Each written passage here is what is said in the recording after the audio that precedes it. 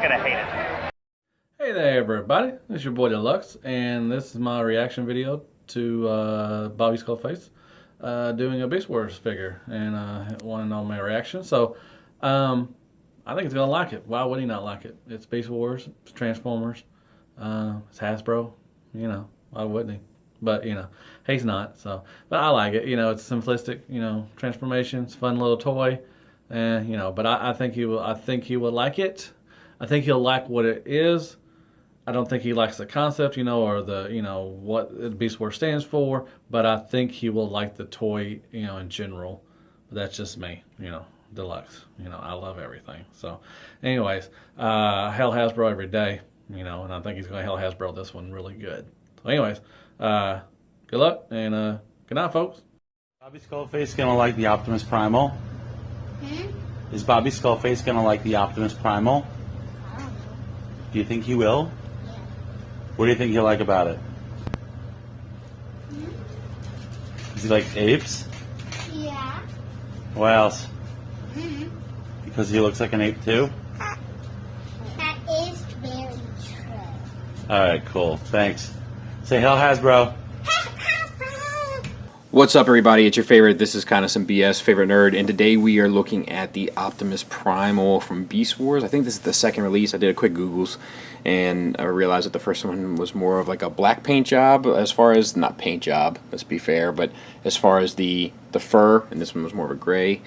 I think it's second release, not sure, and because it's not my channel, I don't have to respond to the comments. Robert D does. So let me first explain what happened here.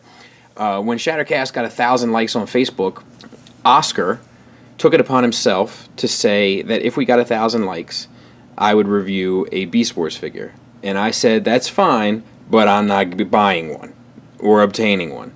So Robert D, eventually, I think a few months later, took it upon himself to send me one, so now I have to live up to Oscar's word somehow. Doesn't matter. Here we are. Let's take a look at them. So I'll tell you, one of the things that first struck me about this thing was the density of plastic.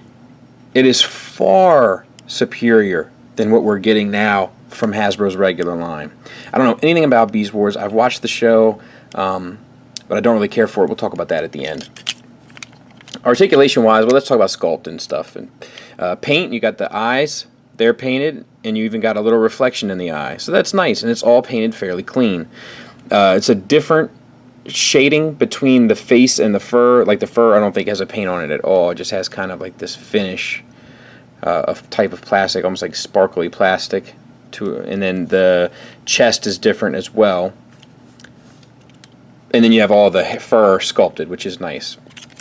Would have been nice if they sculpted it back here and stuff too, but on the underarms and so forth. But we'll take what we can get, I suppose. So shoulders, you got a swivel. You got, it's like basically it's a universal joint. So they go out to here, and then they swivel all the way around. Ratcheted bicep swivel, which is strange, and elbow, which gets you on a single hinge past 90 degrees, which is pretty impressive. Now his spring, I want to point this out so you didn't think I broke it, is not quite coiled correctly. But there is a bit of a gimmick feature back here, which apparently makes him do a little bit of a monkey chest beat, I guess, if you get the arms angled right. I guess that's worth it. Oh, God. Waist swivel, that's fine. T-jointed ball joints for hips to get you out to here, so the full range, and then forward and back. Whoa, calm down there, monkey man. And he's not a monkey, he's an ape. He's a gorilla, which we all know. And then we have the knee that bends forward, you know, for ape mode, and then we have a little bit of a toe hinge, and that's it. Size comparison wise, I'm going to take this opportunity and put him next to Lucas. So he's a big boy. I would love to review these apes. I just don't think people, I just don't think ultimately it would be worth it, but they are quite nice. But instead, we're going to deal with this ape. Lastly, he does have these two missiles. One, there's like 2 levels of pushing the button, so to hold it down, you get the other one. Now this is intended for robot mode, but it still kind of works in ape mode. You know, and then you can fire the missiles here. We'll do that now, so we don't have to do it later. But we'll store them back later. All right, so let's transform them. So for the legs, you just fold them down, spin the whole waist, and then you open up these, which are his robot feet. And then on the back, you rotate the ape feet to the robot feet, and they're just kind of act as heel spurs. And that's done. Up here, we just... How do we do this? There. Unplug these.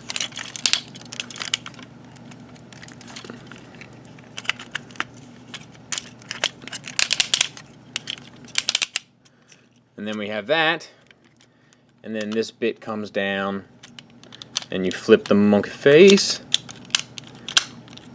and you're in service, Optimus Primal.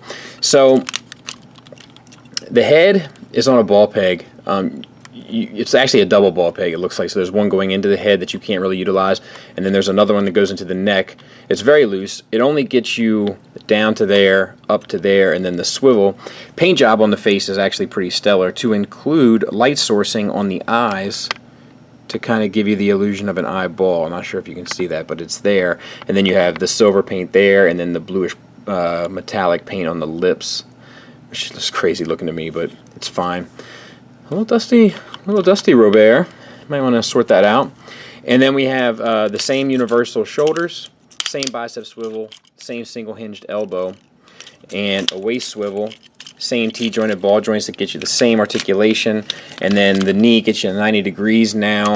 And then for the ankle, you have a tilt up, no tilt down, and no rocker. I do like this piston. The red paint, this is a white plastic, so the gray paint and red paint look good.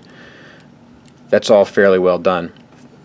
These pistons are actually pretty cool down here. I like stuff like that. It makes it look believable. So then you can also use your features, and we'll put the missiles back in. Actually, we'll save this one because this opens up here.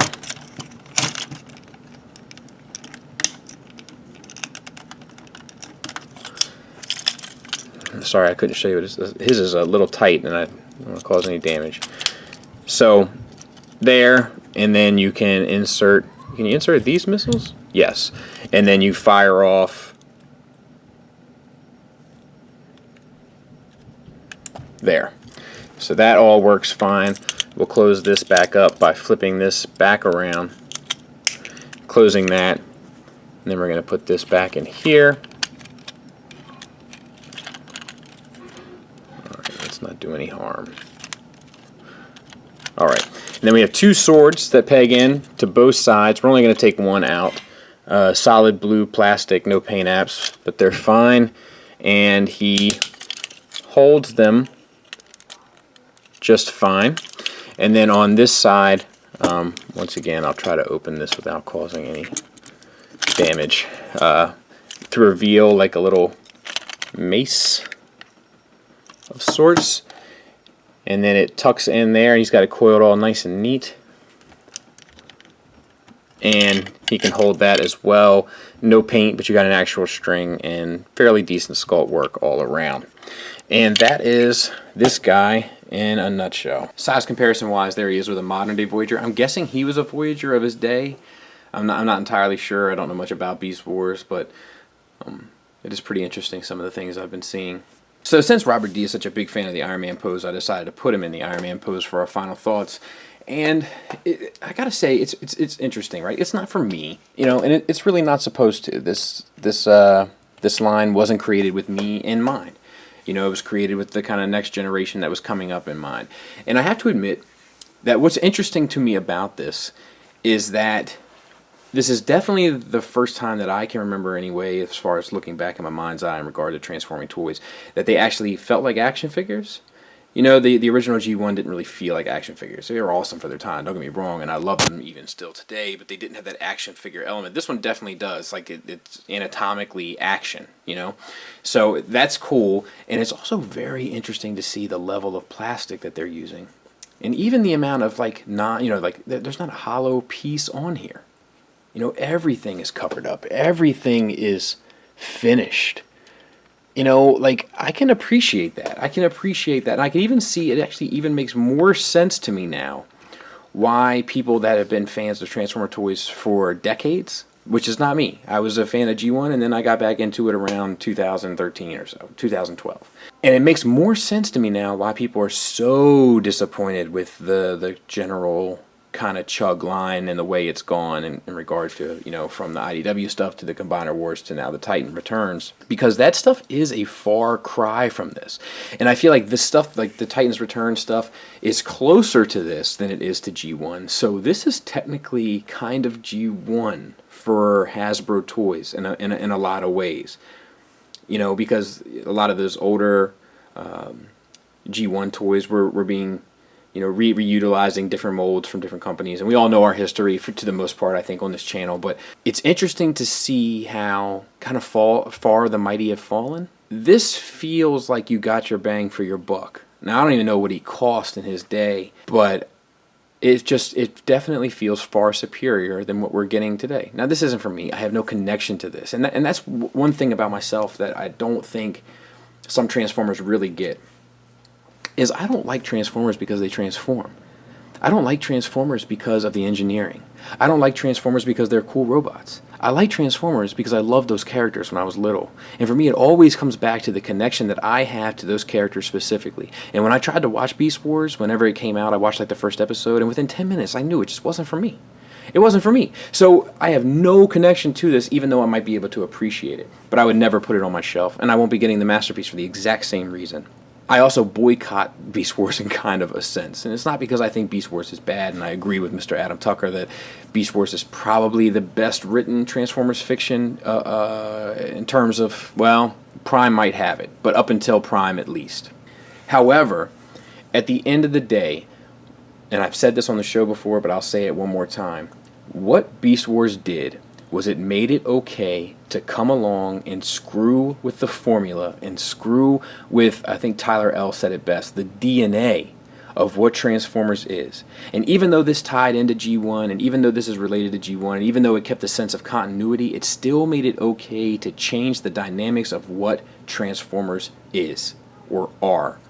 And as a result, it made it okay to consistently change it. The reason why people are more accepting, and not to say completely accepting, because we all know that's not the case, but more accepting of Michael Bay's Transformers is because they're used to Transformers being changed as to what they are for over 30 years. If the same drastic changes were made from Optimus Prime and G1 to Michael Bay's Optimus Prime as they would have been with, say, Batman from the 80s and Batman Begins, Batman fans would lose their minds, because they're not as used to people screwing with the DNA of their beloved franchise as Transformer fans are. And Beast Wars is the catalyst for that change. And that is my issue. However, doesn't change the fact that it's a pretty well-made toy, just ultimately not for me. Thanks for listening, thanks for watching, I'll see you on Friday.